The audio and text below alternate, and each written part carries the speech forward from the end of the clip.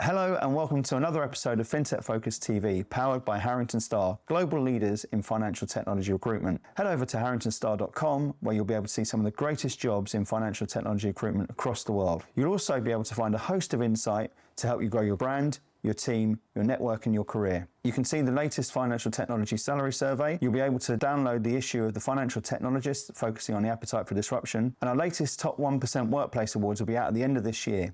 If you work for a company that's a great place to work in financial technology, we want to hear from you. Enjoy the show, and I'll see you soon.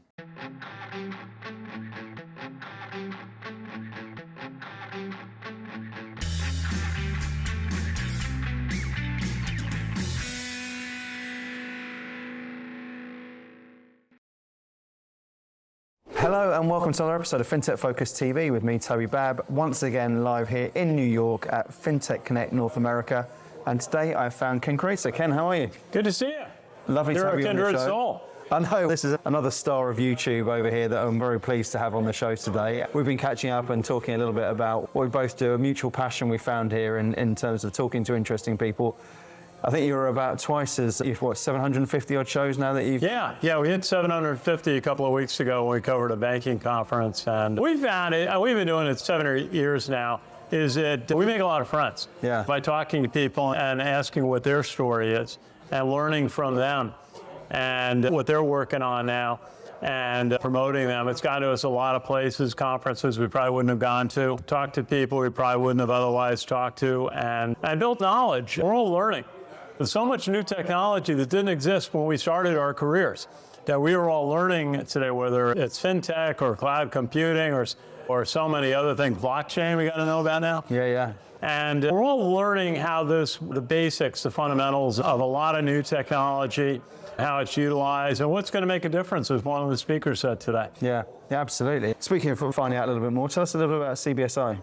Yeah, CBSI, we're a 51-year-old company. We're based in Harrison, New York.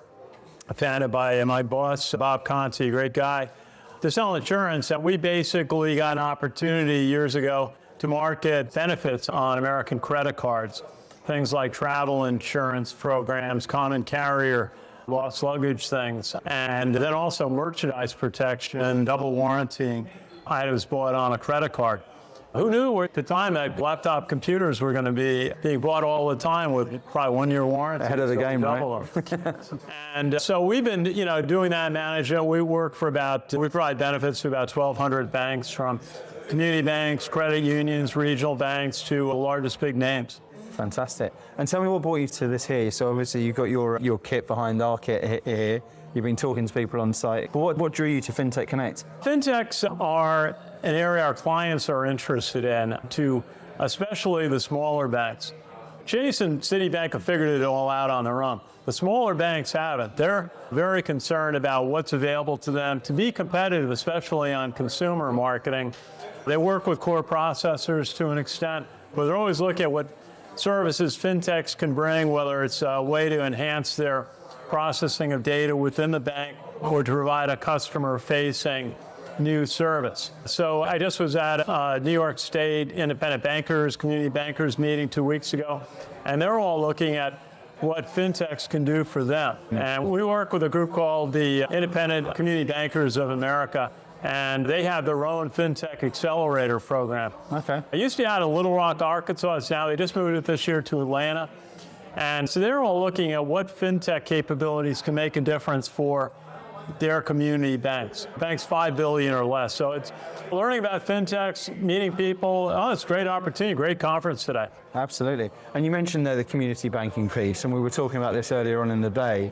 Tell us a little bit about what you're seeing in the community banking world. The biggest thing they had this year was to say they're not regional banks. They were not part of the First Republic or Silicon Valley or Signature regional bank failures. They all point out those are all in the top 50 banks in the country, $100 billion on assets. These are all banks that have 5 billion or less. Many have 2 billion or maybe less than that, but they're serving local communities. And they were trying to press Congress. In fact, they made an impression on Janet Yellen, the Secretary of the Treasury, who spoke at their meeting. And she said she understood community banks were not part of the regional bank failures that happened this spring. That's been the big thing. on their agenda. They're looking also, obviously, at always improving their technology. Everyone's concerned about fraud. They're also concerned about what we call the underbanked segments of American society.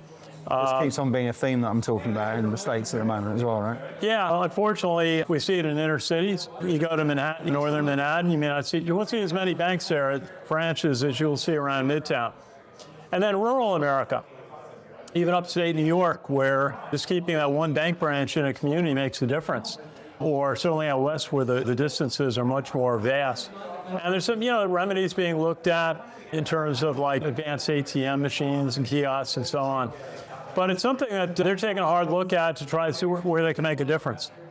There's some really interesting stuff around that. And I presume that's some of the conversations you're having on your show. Yeah. Yeah, you mentioned before that you're 750 episodes in. Tell us a little bit about what you've learned over that sort of period. Because I always call it my MBA, this.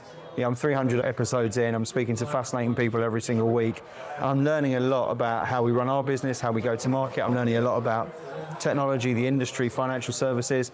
And there's some themes there, some golden threads which I'm pulling every time I'm talking to people that sort of regularly come up on the show. Tell me a little bit about what you've learned over 750 episodes of a YouTube sensation. I'll tell you, my first interview that I consider a business interview was with a military advisor at USAA, the big San Antonio-based military insurance company. And they always had a reputation for extraordinary customer service. That if you were eligible to buy a policy for them, you kept it for life. And actually, you passed the eligibility on to your children. And that's always been one of the themes, is how to provide extraordinary customer service. And now, really, the switch has been, how do you do it digitally? So we've got digital first. And what the pandemic told us is now a necessity and an expectation of customers. How do you change that?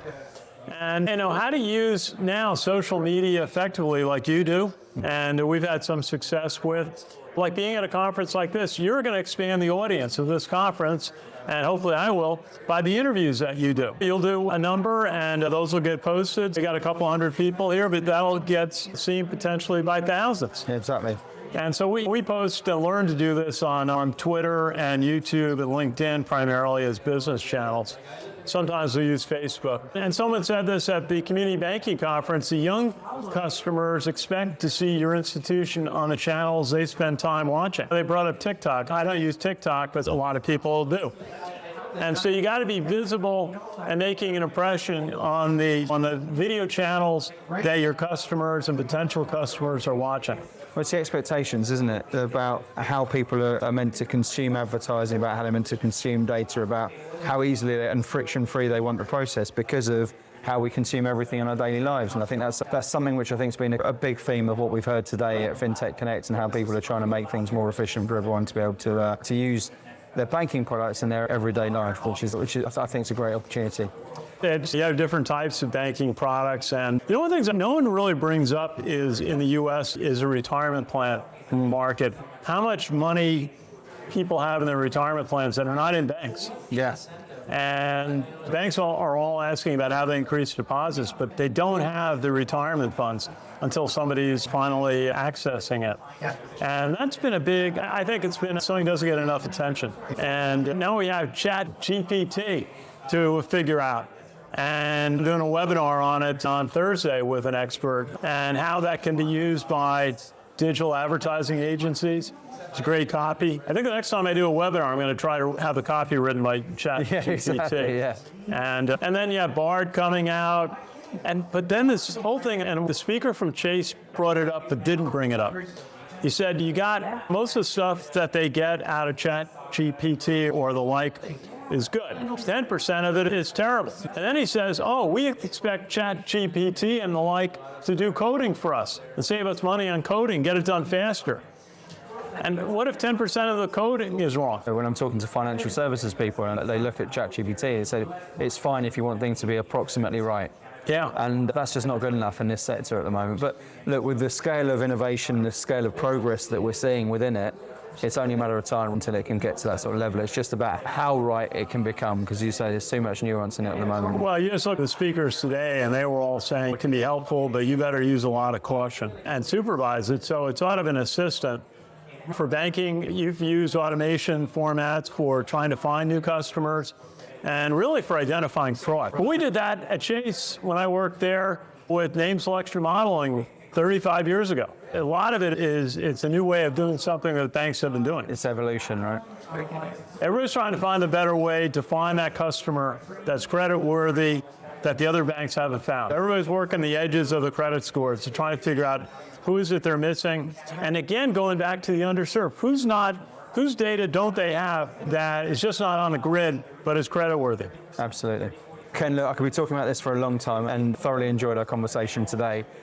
Tell us how we can get in touch. Where can we find the YouTube page? How do we get in touch with you on LinkedIn? Yeah, Ken Kraetzer on LinkedIn and YouTube. And again, our company, CBSI, we're in Harrison, New York, CBSI Services.com. And it's a pleasure to talk to them. Very complimented to be invited to do an interview. Oh, it's an absolute pleasure. Lovely to meet you. Pleasure. Ken, thanks a lot. And thank you for watching. We'll see you soon on another episode of FinTech Focus TV. Thanks for now.